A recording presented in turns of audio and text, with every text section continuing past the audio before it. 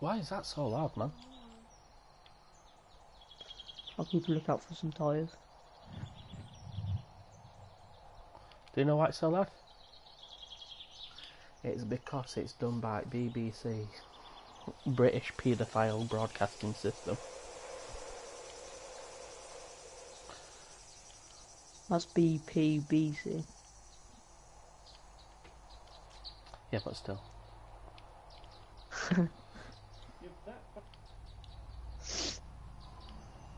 BBC's a right pedo ring. Big black cock.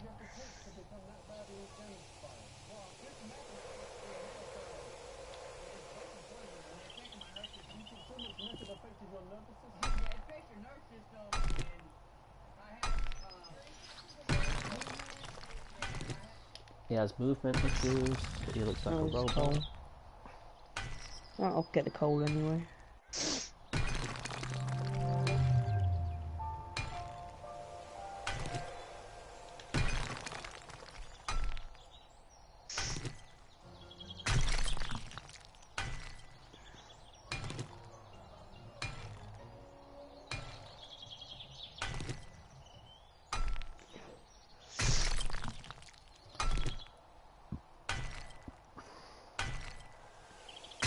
Yes. Just breaking this rock up because it's been looking at me funny. It's like, yeah, you looking at my missing.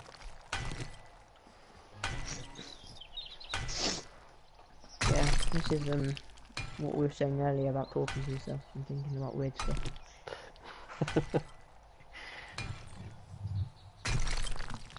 I don't want to meet you in real life. How recently did you look? Because last week. In fact, I have an app on my phone. There's an app called Offender Locator. Okay. Move, Daniel. bitch. Yeah, that's me. Get out the way. Get out the way.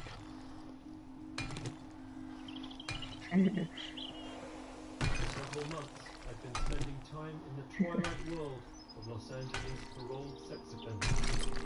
Take a good look at him. According to the most recent update on the registered sex offender website, he's 5'11" with brown hair and What happened there? The serious nature of their crimes has placed them outside normal society. Am I the only person that got kicked from that game? Restrictive legislation in America. shock, outrage. 33-year-old Amy Beck spent months having sexual relations with a 14-year-old boy. So you have to wear that all the time? I mean, you can cut it off, but you would go to jail. Curious about the lies and mentality.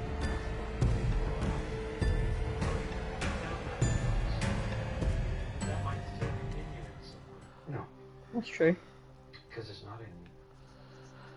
The danger they present to the public, and the fraught question of when, if ever, a sex offender deserves a second chance.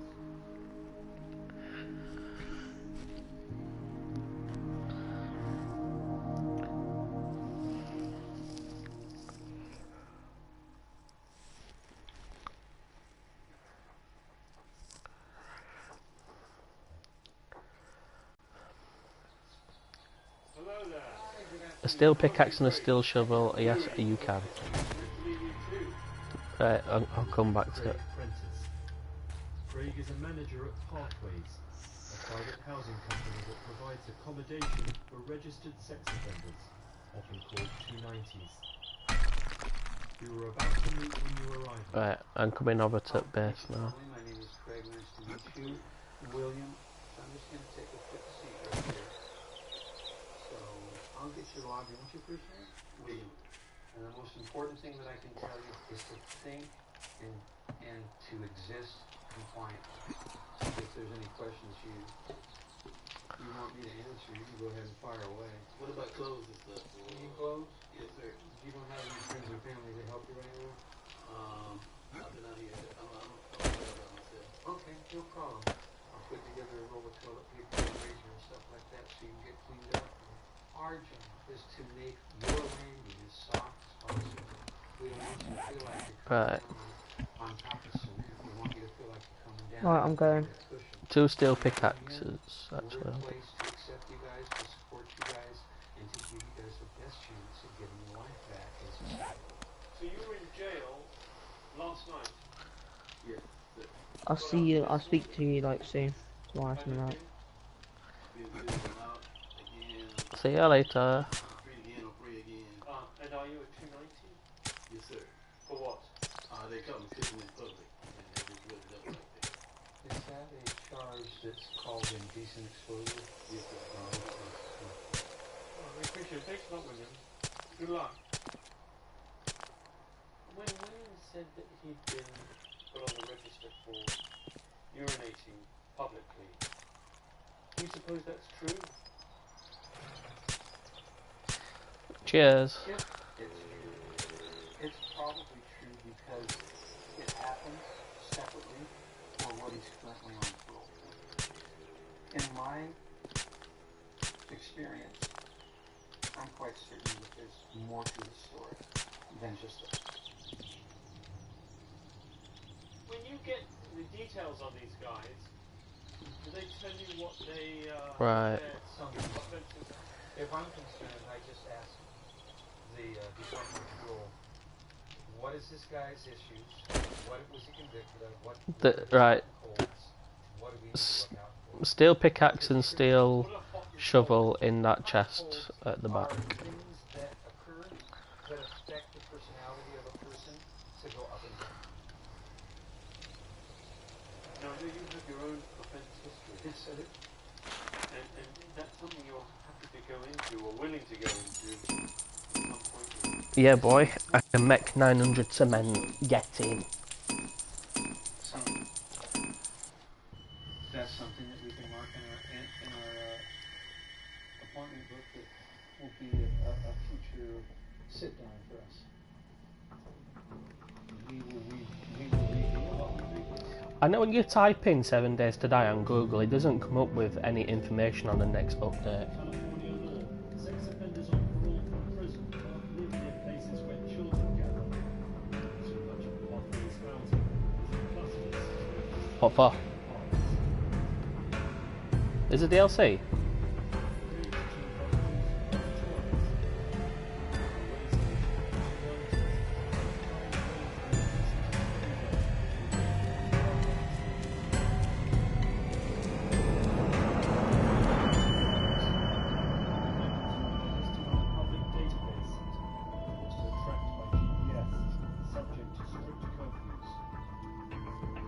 Yep, I'm streaming now. Yeah, I'm streaming. No. Right. Streaming altogether. On this subject, no wives, no exceptions. When you came out of prison, You're watching a blank screen. I'm waiting for you to load your game back up.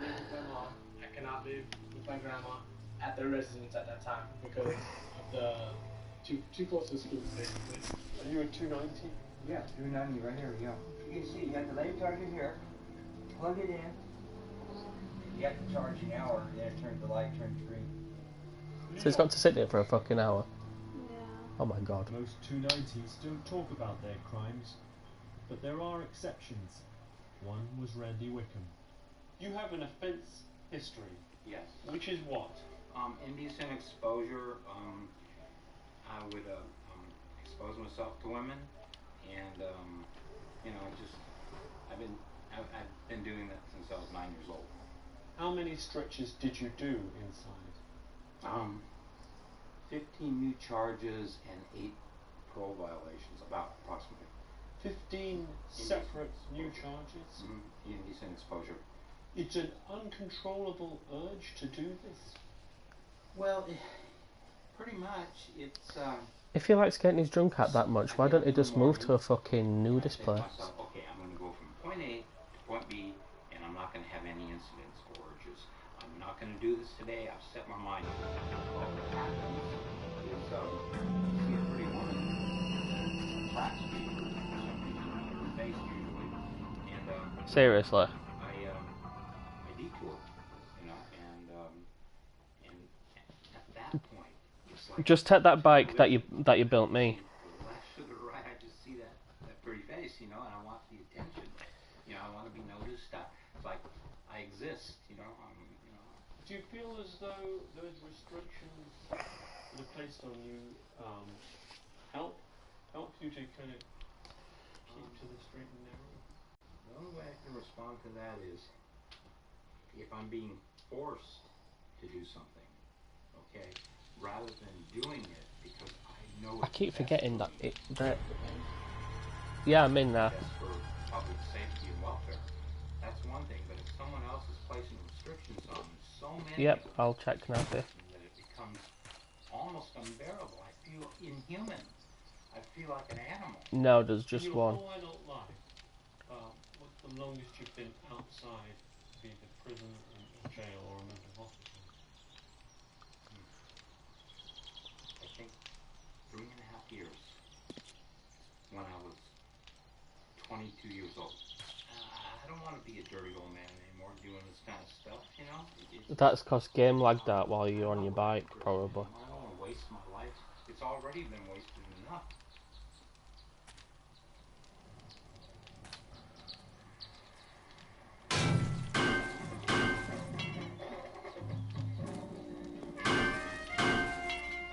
Bullshit when that happens, isn't it? Hostels in Harbour Gateway. It was a day of celebration. The area's first park was opening. Built with the primary purpose of driving out sex offenders.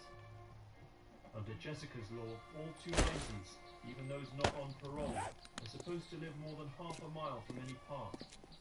In theory, the hostels would now be I don't understand then, so I know if the dug into where the thing is, how far did it dig? Because there's no only at bay. One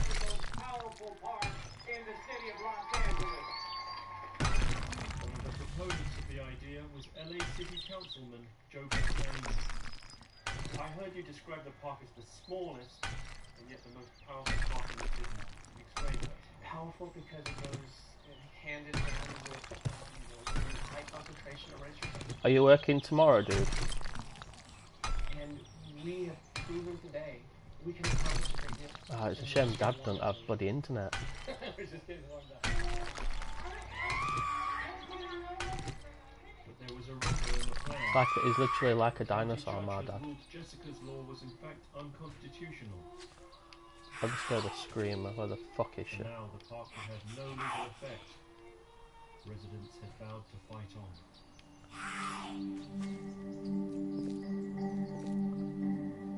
Those sex offenders who can afford it can find homes outside of the hostels, in housing away from schools and approved by parole.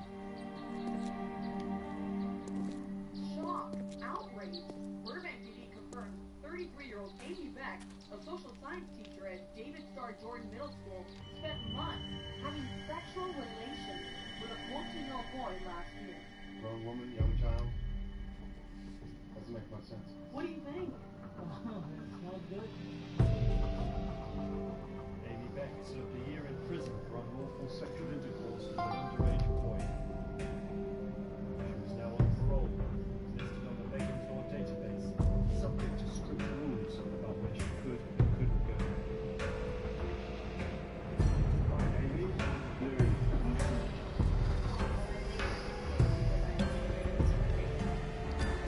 Let me know when you load back in, dude, and I can join the session.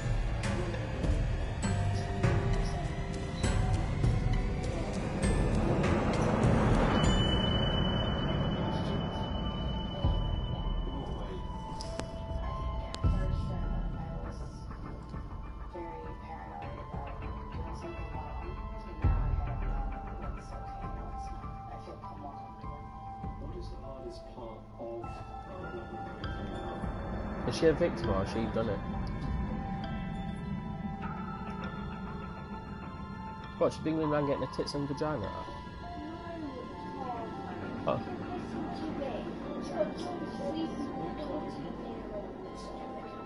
Alright, I get you.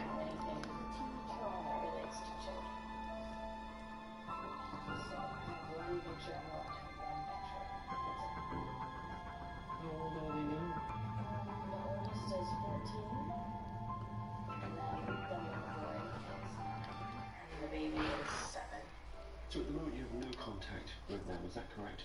Not even on the phone? Can you Total bullshit that is. I know it's nothing like your bike that you had, but just we'll have to get some tyres and you'll have to have that bike. What you made me. A little bit about your offence and how it happened? I got to know this family really well, and they would help me with the kids, and they were wonderful people. They were almost like my own family in a sense. And then things got strange with this boy and myself, and we ended up having this affair for 6 months. And you were a teacher? And you were his teacher, is that right? I was his teacher. I'm so glad it's done, because at the time I thought, oh my gosh, what am I going to do now? How am I supposed to end it with him, and they let me about my husband and the kids, and it was sort of like, why did I do this? Had you had an attraction to kind of inappropriately young males in the past? No, I never had any attraction to anyone else. I think it was more that as I got to know them and the family and him in particular, I think that's where I was wanting someone to love me, my husband, who I'm not blaming him at all, but he had a very demanding job, was never around, and I think there's so much to it. It would be hard to put it in a nutshell for you, but at the time, how did you justify it to yourself? I think I justified it by saying that I loved him and he loved me. That's how.